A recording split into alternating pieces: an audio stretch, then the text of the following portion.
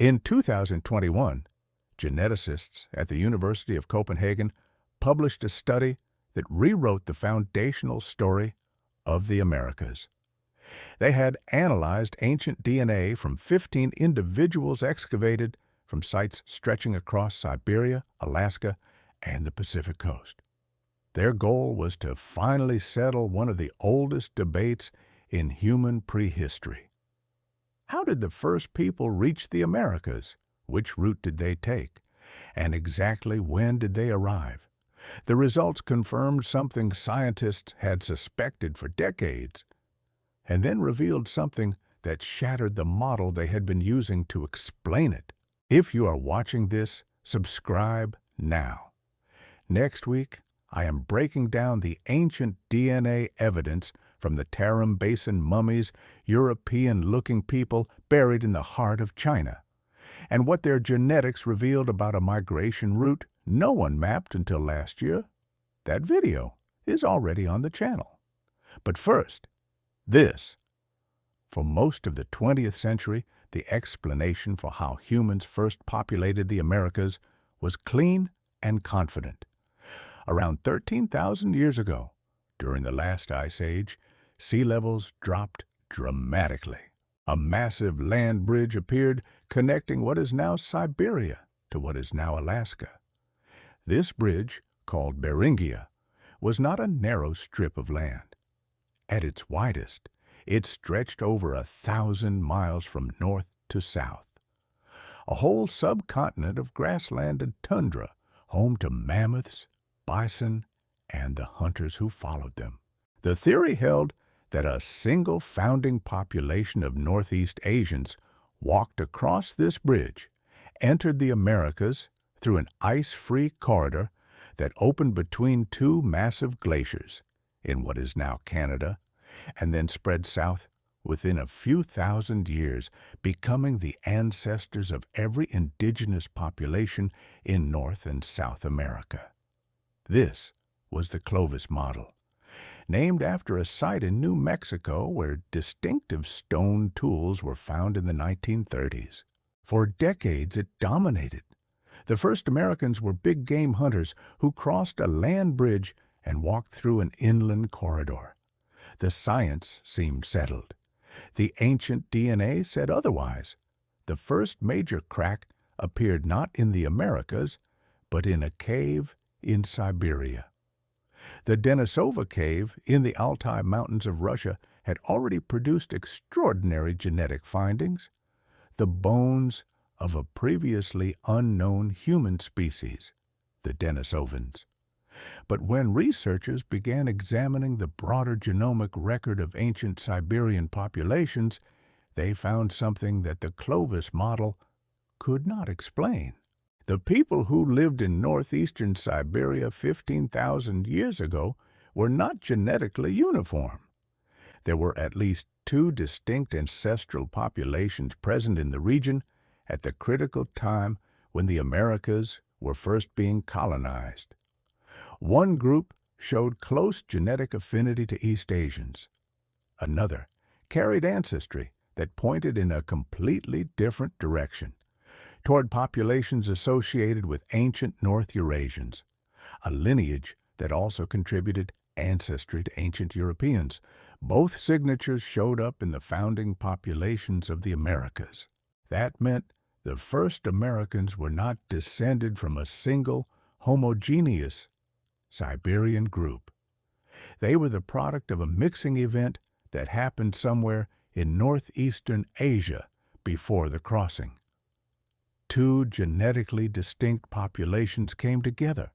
Their descendants crossed into the Americas. And the timing and location of that mixing event forced scientists to rethink the entire geography of the migration. Here is what the genetic modeling actually showed. The ancestral population of Native Americans, the group geneticists call the Ancient Ancestral Native Americans, or ANA, formed from the merger of two source populations. The first was an East Asian-related group with close genetic ties to ancient populations in what is now China and Japan.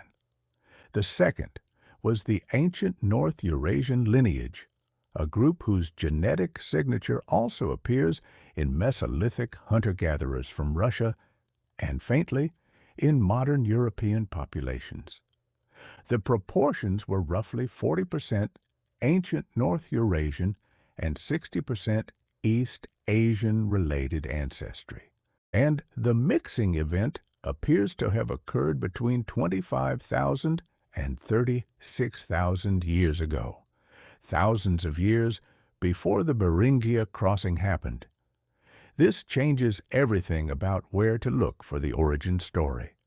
The ancestors of the first Americans were not a people who lived in northeastern Siberia and then walked across a land bridge.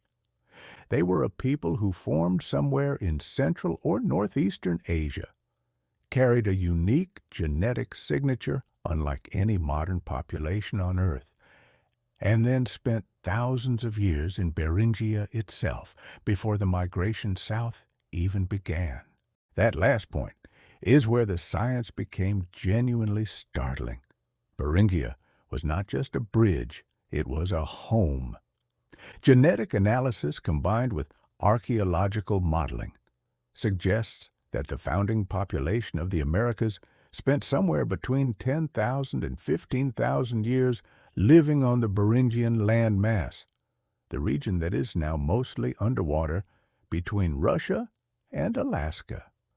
This period is called the Beringian Standstill, a founding population of perhaps a few thousand individuals, isolated from both their Asian ancestors and the Americas they had not yet entered, living on a now submerged landmass that left almost no archaeological record. The genetic clock makes this clear.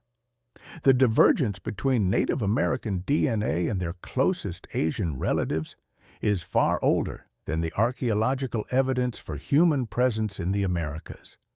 That gap in time has to be explained. The Beringian Standstill is the explanation. The ancestors of every indigenous person in the Americas were living in genetic isolation, on land that no longer exists, for longer than the entirety of recorded human history. Then, the corridor theory collapsed. The ice-free corridor between the Laurentide and Cordilleran ice sheets, the inland passage that the Clovis model depended on, did not open until approximately 12,600 years ago. But ancient DNA evidence and archaeological sites in South America now point to human presence in the Americas by at least 15,000 years ago. Some contested sites push that date back further still. Humans were in Chile and Brazil before the inland corridor was physically passable. The route had to be somewhere else. The evidence now points to the Pacific coast, a kelp highway running along the shoreline from Beringia down the western edge of North America, through Central America, and into South America. Ancient populations in small boats or on foot along exposed coastal terrain, moving south along the water's edge while the interior of the continent was still locked under glaciers kilometers thick. The problem with finding evidence for this route is almost poetic. The coastline that the first Americans traveled along is gone. Sea levels rose dramatically at the end of the last ice age. The beaches, campsites, and coastal settlements of the earliest Americans are now sitting under hundreds of feet of ocean. The genetic evidence for the coastal route is not direct. It cannot be because the sites are underwater, but it is powerfully circumstantial. Ancient DNA from sites in Alaska dating to over 10,000 years ago shows clear genetic continuity with the founding population of South America. The genetic signal runs continuously down the western edge of the continent. There is no comparable signal running through the inland corridor. A 2018 study published in Science analyzed the genomes of 49 ancient individuals from across North and South America spanning 10,000 years of prehistory. The findings showed that once the founding population entered the Americas, they spread with extraordinary speed, reaching the southern tip of South America within roughly 1,500 years of their initial entry. The only route that supports that speed is a coastal one. Moving inland through mountain passes and river valleys against glaciers simply does not produce that velocity of dispersal. The first Americans were coastal navigators, not land bridge pedestrians, but the story does not end with a single founding migration. This is where the ancient DNA from the Americas becomes genuinely complex. A second major migration wave is clearly visible in the genomic record. Around 5,000 to 6,000 years ago, a population ancestrally related to the Na-Dene language family, including the ancestors of the Athabascan peoples of the American Southwest and the Pacific Northwest, entered North America, carrying a distinct genetic signature from earlier founding populations. They did not replace the earlier inhabitants of the Americas. They settled in specific regions, particularly in the north and along the Pacific coast, leaving a second layer of Asian ancestry in the populations of those regions. Then, independently, the ancestors of the Arctic peoples, the Paleo-Eskimos, and later the Thule culture, ancestors of modern Inuit and Yupik populations, crossed into the Americas in yet another distinct migration event. Their DNA is genetically distinct from both the founding population and the Na-Dene wave. They represent a third separate entry of Asian-derived ancestry into the Americas. 3 migrations, 3 distinct genetic signals, all originating in Asia, all arriving by different routes and at different times. The clean, single migration model of the Clovis era is now entirely dismantled. What this means for the broader story of Asian prehistory is significant. The genetic bridge between Asia and the Americas was not a one-time event. It was an open highway that different populations used repeatedly over thousands of years. The populations that crossed were not all the same people. They came from different source populations in Northeast Asia, carried different proportions of East Asian and North Eurasian ancestry, and contributed different genetic signatures to the populations that received them.